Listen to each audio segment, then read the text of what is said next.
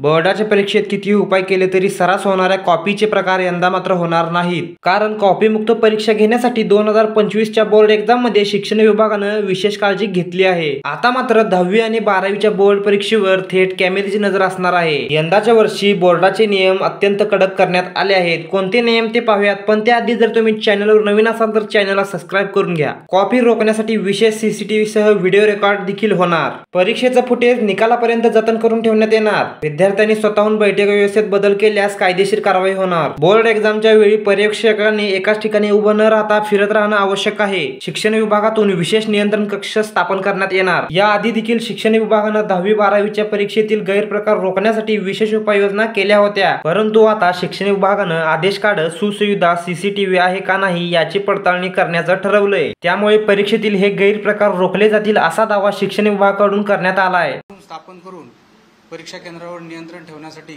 प्रयत्न करणार आहोत। यामध्ये आपण जे सहाय्यक परिरक्षक असतात, जे रनर असतात, त्यांचे मोबाईलवर झूम लिंक देऊन त्या लिंकच्या आधारे त्यांचा कॅमेरा आजूबाजूच्या परिसरामध्ये पूर्ण वेळ परीक्षा चालू असेपर्यंत चालू राहणार आहे व त्याचं नियंत्रण हे शिक्षणाधिकारी माध्यमिक कार्यालयातून केलं जाणार आहे। शिक्षण विभागाकडून यंदाच्या बोर्ड परीक्षेत गैरवर्तन रोखण्यासाठी केलेली जयंत तयारी नक्कीच सत्य ठरणार आहे, परंतु या निर्णयाची राज्यात अंमलबजावणी कशी होणार आणि त्यामुळे कॉपी रोखण्यात किती यश येणार याबद्दलची उत्सुकता आहे।